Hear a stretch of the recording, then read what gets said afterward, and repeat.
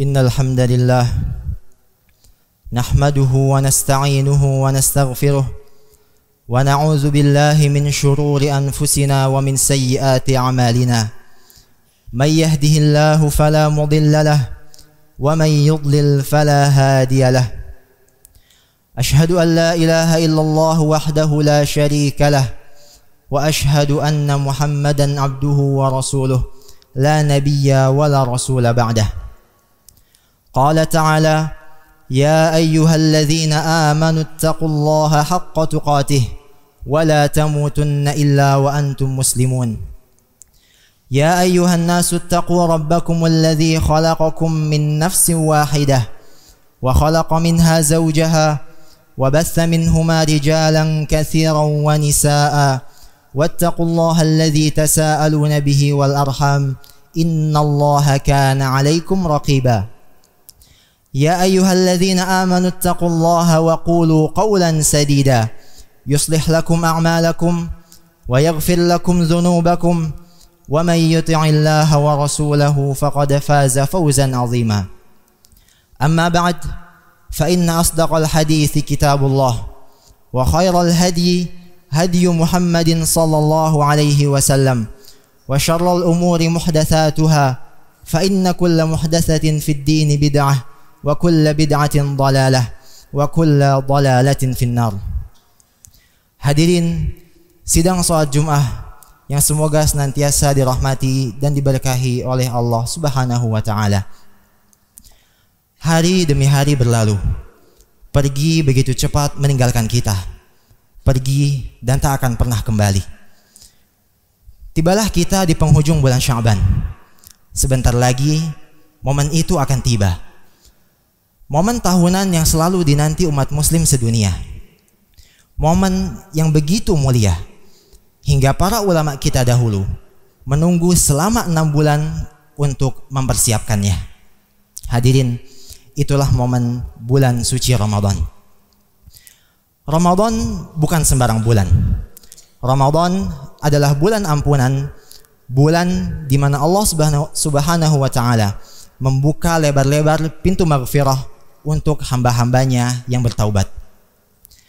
Nabi SAW bersabda, Inna lillahi fi kulli yawmin wa laylatin utaqa'a minan nar fi syahri Ramadan. Bahwasanya Allah memiliki hamba-hamba yang akan Allah bebaskan dari api neraka. Itu terjadi pada siang dan malam bulan suci Ramadan. Ramadan adalah bulan Al-Quran, bulan di mana kitab suci umat ini pertama kali diturunkan sebagai petunjuk bagi umat manusia. Allah Subhanahu wa taala berfirman, "Syahrul Ramadan alladzi unzila fihi al-Qur'an." Ramadan adalah waktu di mana Al-Qur'an diturunkan. Ramadan juga merupakan bulan berkompetisi.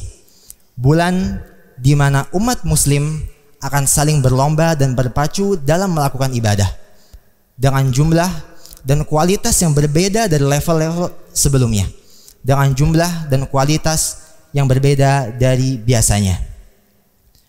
Hadirin yang Allah Subhanahu wa taala muliakan,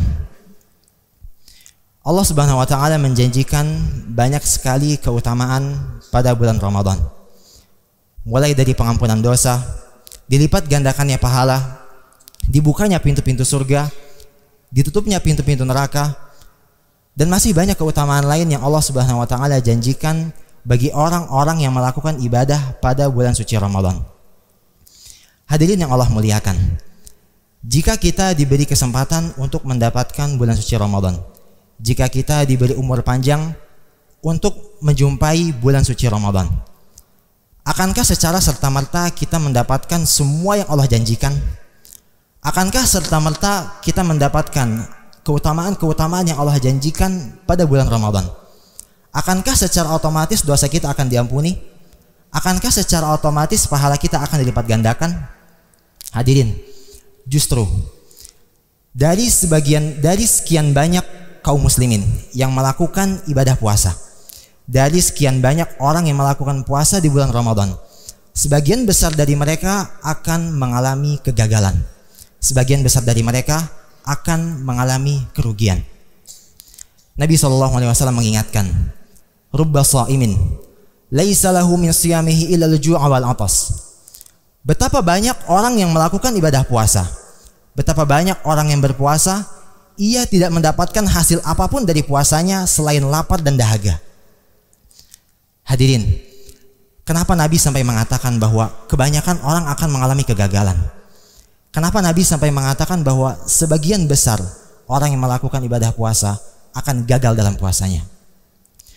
Mereka yang dikabarkan oleh Nabi bahwasanya mereka akan gagal dalam puasanya adalah mereka yang berpuasa hanya secara zahir saja. Mereka berpuasa hanya secara lahiriah saja. Mereka menahan lapar dan dahaga, tapi tidak menahan pandangannya dari melihat yang Allah haramkan. Mereka menahan lapar dan dahaga, tapi tidak menahan lisannya dari berucap hal-hal yang Allah Subhanahu wa taala tidak sukai. Mereka berpuasa tapi tidak mengerti esensi dari puasa yang ia kerjakan. Hadirin yang Allah muliakan, semua ibadah yang Allah Subhanahu wa taala syariatkan pasti memiliki dua unsur utama, unsur zahir dan unsur batin. Unsur zahir itulah yang menentukan sah atau tidaknya suatu ibadah. Unsur itulah yang nampak ketika seseorang melakukan suatu ibadah. Adapun unsur batin adalah unsur yang menentukan apakah ibadah tersebut bernilai pahala di sisi Allah ataukah tidak. Itulah hikmah dan esensi yang Allah inginkan ketika mensyariatkan dan memerintahkan ibadah kepada kita. Maka sudah selayaknya kita ketika menjalankan sebuah ibadah harus mengumpulkan dan menggabungkan dua unsur utamanya, zahirnya dan batinnya. Karena ketika Allah Subhanahu wa taala memerintahkan ibadah, tidak mungkin hanya unsur zahirnya saja yang Allah inginkan. Tidak mungkin hanya lahiriahnya saja yang Allah inginkan. Ketika Allah memerintahkan kepada kita untuk sholat misalnya, sholat secara zahir adalah kumpulan gerakan yang dimulai dari takbir hingga salam. Tapi apakah hanya zahir ini saja yang Allah inginkan? Tentu tidak. Yang Allah inginkan dari kita ketika kita melakukan sholat adalah yang disebutkan dalam Quran surat Al-Ankabut ayat 45. Allah Ta'ala berfirman, innas salata tanha 'anil fahsya'i wal munkar.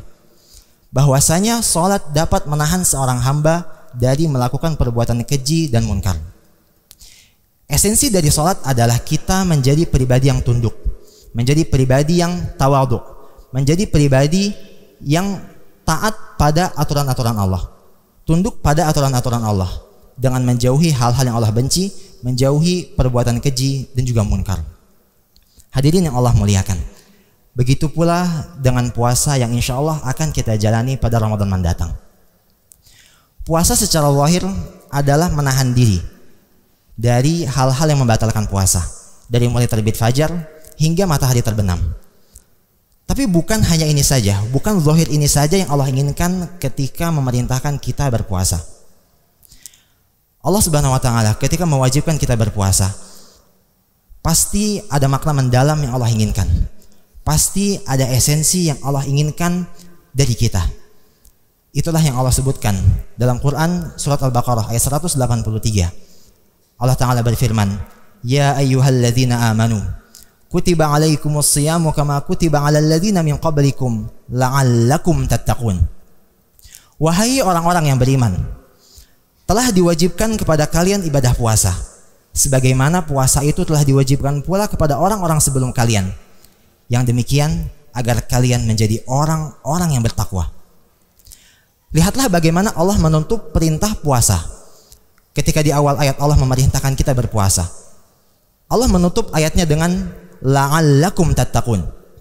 Inilah esensi puasa, agar kita menjadi pribadi yang bertakwa. Puasa mengajarkan kepada kita apa itu takwa. Puasa melatih diri kita untuk menjadi pribadi yang bertakwa. Ketika berpuasa, kita menahan lapar dan dahaga, menahan makan dan minum, menahan diri dari makan dan minum. Yang secara hukum asal makan dan minum adalah hal yang diperbolehkan atau mubah. Disitulah kita menekan jiwa kita, disitulah kita menekan nafsu kita untuk meninggalkan dan menjauhi hal-hal yang secara hukum asal adalah diharamkan. Karena ketika kita bisa meninggalkan hal-hal yang hukum asalnya adalah mubah, kita seharusnya lebih bisa untuk meninggalkan hal-hal yang secara hukum asal memang diharamkan. Ketika kita berpuasa, kita dituntut untuk melakukan ibadah dengan level yang berbeda, dengan jumlah dan kualitas yang lebih tinggi dari biasanya. Hadirin yang Allah muliakan, begitulah puasa mengajarkan kepada kita apa itu takwa, menjalankan perintah Allah dan menjauhi larangannya. Hadirin yang Allah muliakan, maka sungguh-sungguh merugi orang yang tidak mengenal puasa selain menahan lapar dan dahaga. Sungguh merugi orang yang tidak mengenal puasa selain makan, sahur dan berbuka. Sungguh sangat-sangat merugi orang yang tidak mengenal bulan Ramadan selain sidang isbat dan hari raya. Hadirin yang Allah muliakan, sudah sekian banyak Ramadan kita lalui. Sudah sekian banyak kita mungkin tidak kurang maksimal dalam menjalankan Ramadan yang sudah berlalu. Jangan jadikan Ramadan hanya sebagai fase kehidupan yang akan berlalu begitu saja. Tapi jadikanlah Ramadan ini sebagai momen untuk meraih pahala berlipat ganda dan ampunan dari Allah Subhanahu wa taala. Barakallahu li wa lakum fil Qur'ani was sunnah wa nafa'ani wa iyyakum bima fihi minal ayati wal hikmah. Aqulu ma sami'tum wa astaghfirullah ta'ala li wa lakum.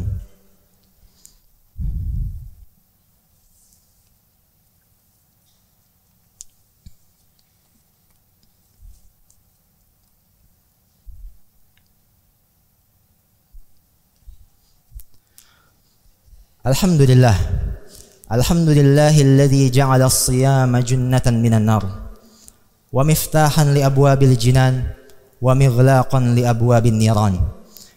Ashhadu an la ilaha illallah wahdahu la syarika lah wa ashhadu anna Muhammadan abduhu wa rasuluh la nabiyya wa la rasula ba'dah. Amma ba'd. Hadirin yang semoga senantiasa dirahmati dan diberkahi oleh Allah Subhanahu wa taala. Puasa juga mengajarkan kepada kita sifat peduli dan empati kepada sesama. Ketika berpuasa, kita menahan lapar dan dahaga. Disitulah kita diajarkan untuk memperhatikan dan melihat kondisi orang-orang di sekitar kita yang kesusahan, yang berkekurangan. Lapar dan dahaga setiap hari mereka rasakan. Disitulah kita diajarkan untuk bersedekah kepada mereka. Disitulah kita diajarkan untuk mengeluarkan sedikit harta yang kita miliki demi meringankan beban hidup mereka. Dalam berbagi kepada sesama, di situ ada pelajaran bahwa kita harus senantiasa menjadi pribadi yang tunduk dan tawadhu. Kita diajarkan untuk menjadi pribadi yang tidak sombong dan tidak egois. Disitulah kita menekan jiwa kita, menekan nafsu, ego serta kesombongan kita.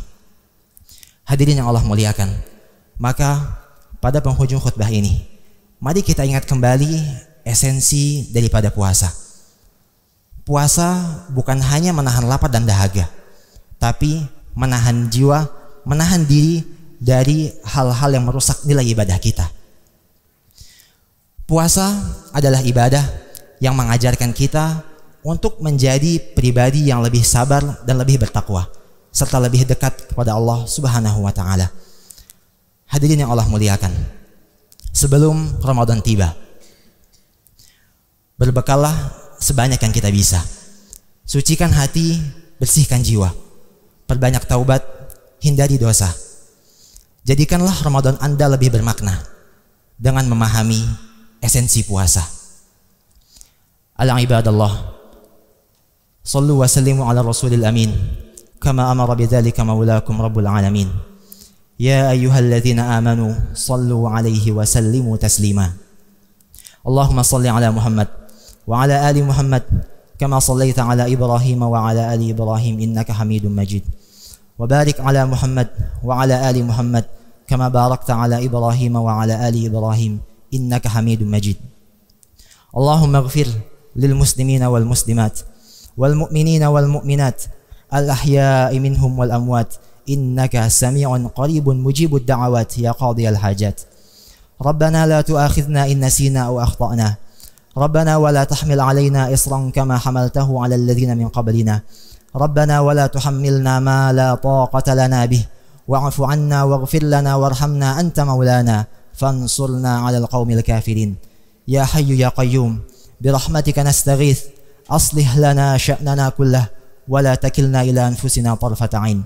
اللهم بلغنا رمضان، اللهم بلغنا رمضان، اللهم بلغنا رمضان.